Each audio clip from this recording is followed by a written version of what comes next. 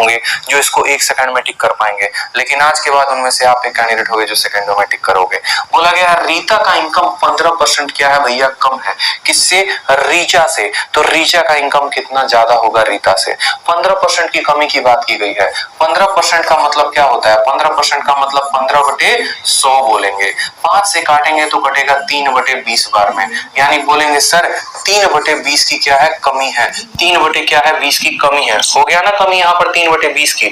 Minus का उल्टा क्या करोगे, प्लस करोगे। 3 आएगा तो यहाँ पर 3 लिखोगे, ठीक है। माइनस का प्लस 3 आएगा, ऊपर जितना होता है उतना ही लिखते हैं, ऊपर वाले के साथ छेड़छाड़ नहीं करते हैं, ऊपर वाले के साथ छेड़छाड़ नहीं करते हैं। 20 में से माइनस कर दो 3 को, तो 20 में से 3 माइनस कर दो, आ जाएगा 3/17, यानी 3/17 आ गया। अब 3/17 को हमें किसके साथ गुना करना है? 100 के साथ गुना करना है। क्यों गुना करना है? ताकि हम इसका प्रतिशत मान पता कर पाए, ठीक है। तो 3/17 को जब आप 100 के साथ गुना करेंगे तो हो जाएगा 300/17, और 300/17% को क्या लिखेंगे? 17 एकम 17 हो गया, ठीक है। 130 आ जाएगा आपका।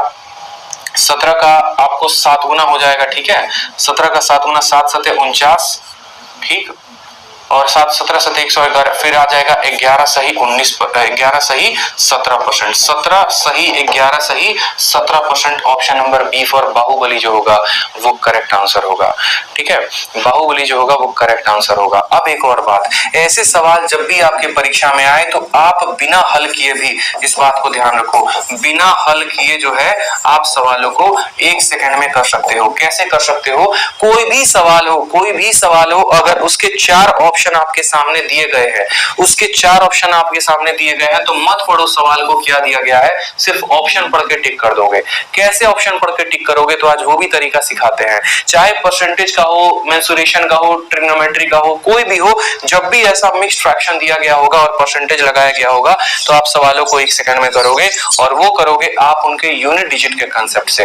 कैसे करोगे मेरे भाई? फिर से समझो, यूनिट डिजिट के कांसेप्ट से, इकाई के स्थान के कांसेप्ट से। देखो ये जितने भी प्रतिशत वाले होते हैं ना, इनके इकाई के स्थान पे या तो 0 आता है, नहीं तो 5 आता है। और 0 क्यों आता है? तो गौर से देखो, यहाँ पर जब हम इसको 100 के साथ गुना करते हैं, जैसे मान लो 3/17 था, अब 3/17 को जब आप 100 के साथ गुना करोगे तो ये आ जाएगा 300/17। 300/17 यानी इकाई के स्थान पे कितना है? 0 है। तो आप यहाँ पर वो संख्या को ढूंढ लीजिए जिसके इकाई के स्थान पे 0 है। अगर उसके इकाई के स्थान का 0 जो है समझ गए आप, तो बस आपका सवाल क्लियर है। जैसे 7 को 5 के साथ गुना करेंगे 35, 35 और 1 36 का 6, इकाई के स्थान पे यहाँ 6 है।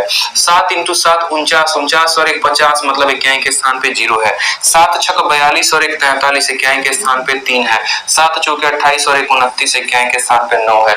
हमारे उत्तर में, हमारे क्वेश्चन में इकाई के स्थान पे 0 था, और हमारे आंसर में भी 0 होना चाहिए, तो एक ही ऑप्शन, ऑप्शन नंबर बी जो है वो करेक्ट है, ठीक है। ऑप्शन नंबर जो बी है वो करेक्ट है, बिल्कुल भाई।